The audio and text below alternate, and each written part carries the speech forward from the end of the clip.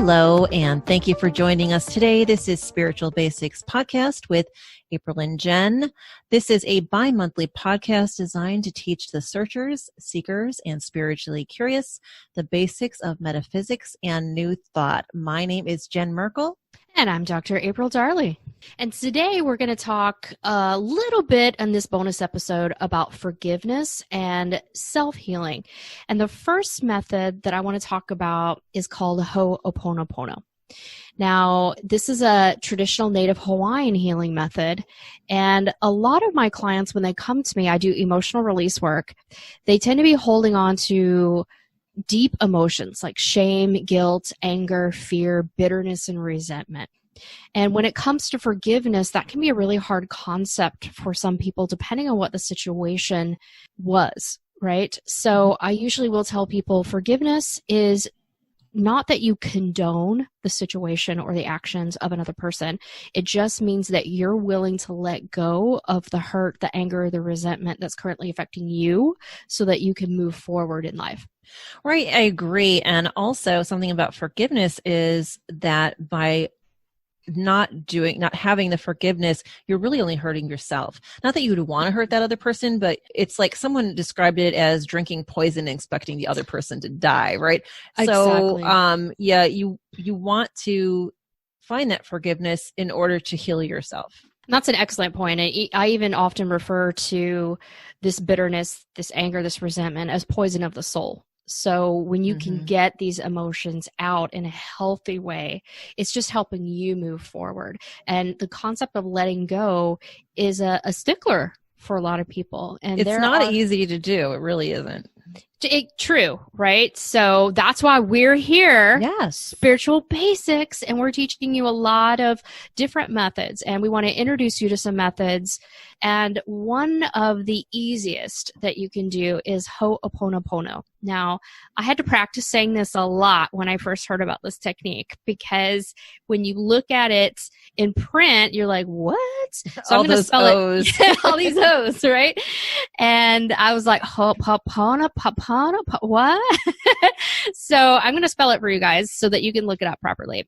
So it's H-O apostrophe O-P-O-N-O-P-O-N-O.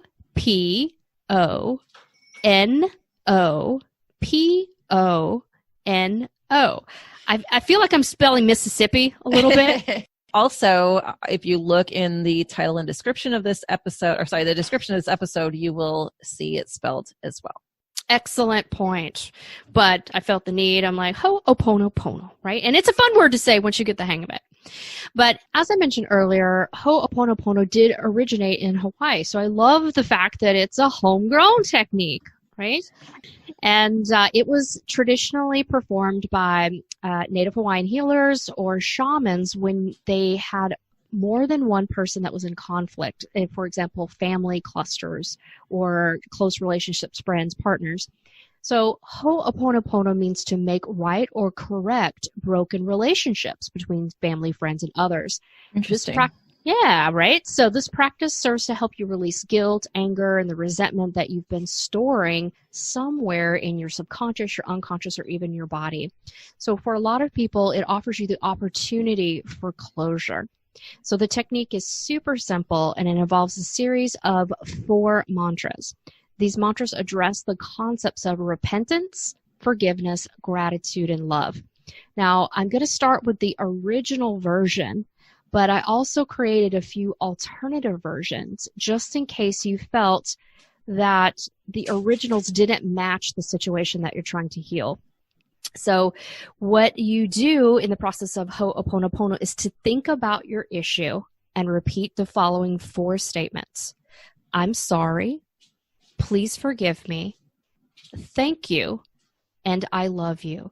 And one key ingredient of this process is that you need to be willing to let go of the issue and those negative emotions that you've been storing up. So this is your opportunity to clear out old stuff and really welcome new emotions, peace, empowerment. Mm-hmm. And so some variations I created, if these 4 original statements really don't resonate with you, they don't work with your situation, you can customize these things any way that you like. The important part is about your intention of letting go of negative emotions and exchanging them for positive ones. So the first variation I created was the following. I understand. I forgive you. I'm letting go. I'm ready to love myself. The next variation is, I know you're sorry, even if you can't or won't say it. I forgive you. I understand. And I love you. I really love that last one, especially because saying, I know you're sorry, it doesn't necessarily mean their earthly self knows that, because on a soul level, their soul is sorry. Right. And I created some of these versions, especially kind of that second one, for big situations. And some of my clients come to me with sexual assault or abuse situations. And for me, it was really hard to go, forgive me in the original version, right? Mm-hmm. And I'm like, I don't think that's appropriate. If you've been a victim of a serious crime, to go, please forgive me. Mm-hmm. So I created these variations so that you can move on. So as you mentioned, their higher self may be horrified at what their earthly self has done. But if you can move past into your higher self and just go, I don't understand it, but I'm ready to let it go. The final variation I created was, what happened is in the past. I forgive you. I'm letting go. I love myself and I'm moving on. That is super powerful. Yeah. For if you've had one of these abuse or assault situations, that last one is really letting go of that victimhood, that place, that crime, that moment in time, so that you are really taking your own power back and moving forward on your own terms with peace. So I do love those last two variations for sure. Yeah, those are beautiful.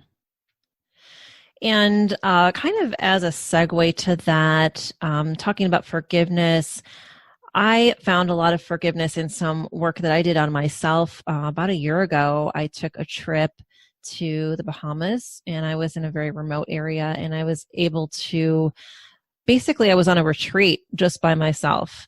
I decided that I had some things that I needed to resolve, and I brought a book that I work through. It's by Louise Hay. It's called You Can Heal Your Life. If you've ever had a spiritual conversation with me, I probably told you that you need to read it. Yeah, it's actually a wonderful book, and I'm going to go into a little bit about what it says in a second. But what I did was I went to the beach every day, and I literally had the beach to myself because it was off season. And again, it was a remote area. And I read this book and I did the exercises, which is also key.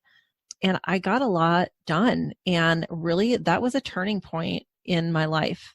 I was going through a lot, and I was able to overcome a lot. And a lot of that had to do with forgiveness, and not just about my romantic relationship, but other relationships in my life. So first, I wanted to talk a little bit about affirmations, because Louise Hay is all about affirmations, and I am very into affirmations. Actually, I'm a hypnosis practitioner, and what we do is we say affirmations to our subject's subconscious. And affirmations are powerful because when you're speaking them, your subconscious is listening, especially if they're in your own voice. So saying them out loud makes a big difference. What I like to tell my clients are, when you have affirmations, write them down and put them somewhere you're going to see them every day, and then say them every day. Writing things down is so powerful because it's just that written word almost reinforces that subconscious commitment. And yeah. I do love that. Often I will tape things on my mirror. I'll tape it on my computer when I really want to reinforcement. The new modern way is to send yourself alerts. Mm-hmm. As far as writing them too, you're taking something that was a thought and you're putting it on paper, and suddenly it's a thing. It's gone from an intangible thing to a tangible thing, which also makes a big difference. It's a great point. The thing about affirmations is they should always be positive, and they should always be present tense. So the book, Louise Hay's book, again, You Can Heal Your Life, it is basically about finding love and acceptance and forgiveness. She had a very difficult life, and she had to find forgiveness. The two affirmations that are what I think are really the theme of the book, and certainly they were the most powerful for me. The first one is about love and acceptance, and basically unconditional love. So let's say I needed to forgive someone whose name was Deborah. I would say out loud, Deborah, I love and accept you exactly as you are. And that's just really a powerful thing. The other thing is, the other affirmation is about expectations. And when we have expectations for people, we're always going to be disappointed. So we have to get over having expectations for people and accept them as they are. But the affirmation specifically for this one is, Deborah, I forgive you for not being who I wanted you to be. Ooh, mic drop. That's a really great one. Exactly, because that's what expectation is about. You want somebody to be a certain thing, but they're not going to be. They're just going to be themselves. So you have to accept that, and you have to love them as they are. One other point I'd like to make is, if you're going to go ahead and implement these, don't forget to implement them for yourself. So for me, I say, Jen, I love and accept you exactly as you are. And Jen, I forgive you for not being who I wanted you to be, because there are certain things that I want to be that I might never be, but I have to be happy with myself the way I am. So it's not just about forgiveness, it's also about self-love. That's fantastic. Something I also will tell my clients is, if they have a particular situation. Recently I had a client who made a decision over 25 years ago about a college that they were deciding between two colleges, and she picked one, and it was a less prestigious college, but it had the degree that she wanted. But she feels embarrassed whenever anyone asks her, what college did you go to? And when she says the college name, it's got a reputation for a party school. Mm-hmm. And it's not a big, Big Ten, well-known college thing. And that just embarrassed her. So she really has some self-forgiveness work to do about that, even that decision that she made. It wasn't the wrong one. It was the right one for her at the time, but she feels some shame or judgment from others.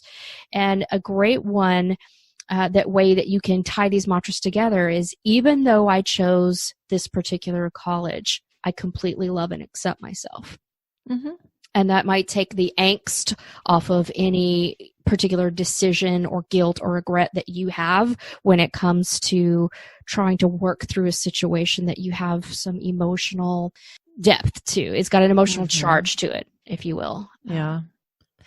Well, I hope you enjoyed this little mini episode, this bonus episode on forgiveness.